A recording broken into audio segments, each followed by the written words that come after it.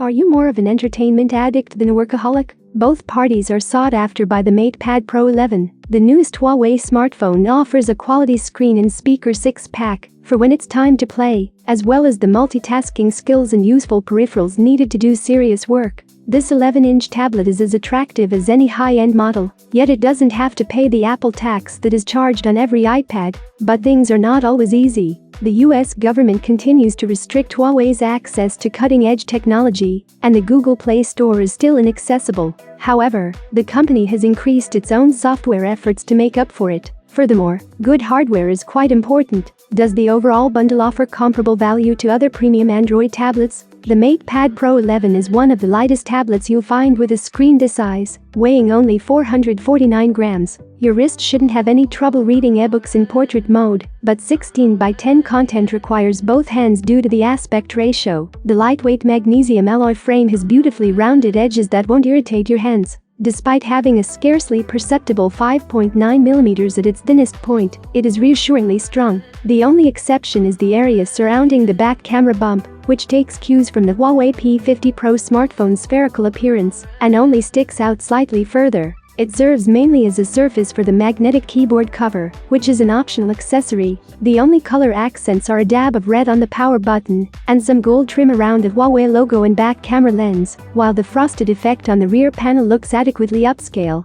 Although it feels smooth to the touch and hides fingerprints admirably, it gleams in the light like metal. Speaking of, if you don't like tapping in passwords, there isn't a fingerprint sensor here. Instead, there is a front-facing webcam that can be configured for facial recognition. Since it is logically positioned in the top right corner, it will have a clear view of your face in both portrait and landscape orientations and will recognize you quite quickly even in dim lighting. Apart from the SIM tray and the 4 speaker grills, 2 at the top and 2 at the bottom, the sides are relatively unremarkable. Only 4G networks need apply. Huawei hardware is still not allowed to use 5G. There are no extendable storage options or 3.5mm headphone jacks for private listening. With a display-to-body ratio of 92%, the MatePad Pro 11's front face is almost entirely covered by a screen. The cleverly concealed punch-hole selfie camera also prevents attention from being drawn away from the OLED panel's pleasingly vivid appearance. It satisfies the majority of the requirements for a high-end tablet with a 2560 by 1600 resolution and fast refresh rate. The visuals are richly detailed, and the text and icons appear razor-sharp.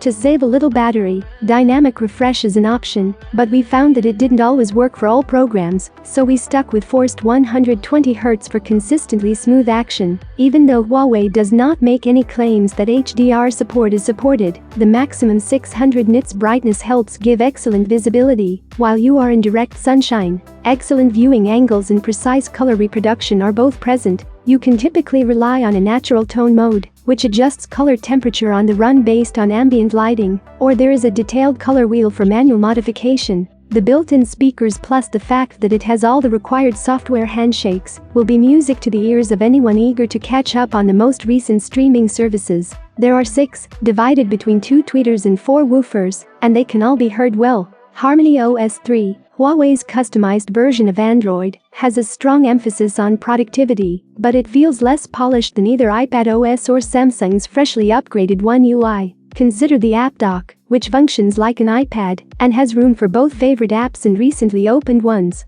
It only appears on the home screen and is unreachable while an app is open. Launching a second app simultaneously requires using a whole distinct vertical menu. Additionally, there is no option to save particular app pairings for quick access. Even though Huawei's app gallery is a respectable substitute, we still need the Google Play Store. It will instead direct you to reliable APK hosting sites if it doesn't offer exactly what you're looking for. It's a pain, and even then, some apps that depend on Google's back-end software won't work. Alternatives to Huawei aren't always successful either. When using the official Bluetooth keyboard, the on-screen keyboard wouldn't stay out of sight and persisted in replacing our text with suggestions. With a Qualcomm Snapdragon 888 CPU, 8 GB of RAM, and 256 GB of internal storage, the MatePad 11 Pro is among the best Android tablets available. Even when running 2 apps simultaneously, there is enough horsepower here to give a continuously quick performance. There was no discernible stuttering or fidgeting while waiting for things to load, and everything remained responsive.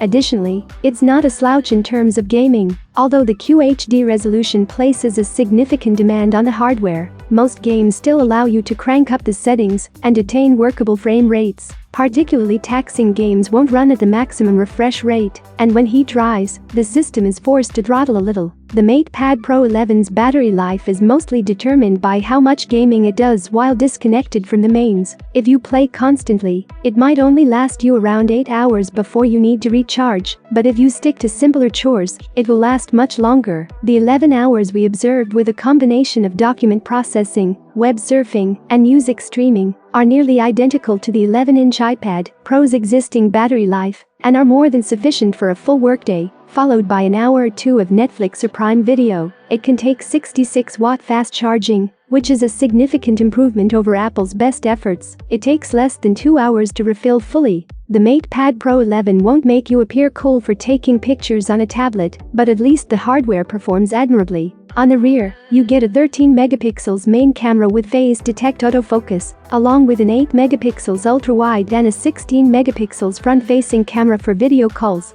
While the front camera can only record in 1080p, the rear cameras can handle 4K video recording at 30 frames per second. Images are reasonably clear, with a respectable amount of detail and natural-looking colors when given enough good light. There is some noise when you start zooming in on darker regions, and some images might use a little more sharpening, but not enough to detract from the remainder of the shot. On the hardware front, the MatePad Pro 11 excels with its stunning display, excellent audio, and long-lasting battery. It also has a decent camera, which is not often true with tablets, even expensive ones. On the software side, there are some jagged edges, though. Even though HarmonyOS 3 supports multitasking, rival tabs have raised the bar, and there are still extra steps to take because Google services are not available. Although none of us is a complete deal breaker, they shouldn't be disregarded by anyone who isn't at least somewhat familiar with APK. But it costs less than an iPad Pro and is more affordable than the Samsung Galaxy Tab S8. For those looking for a slate that can do it all, that feature alone might be worth considering. Thank you for watching this review. I hope it was useful for you. Have a nice day and see you soon.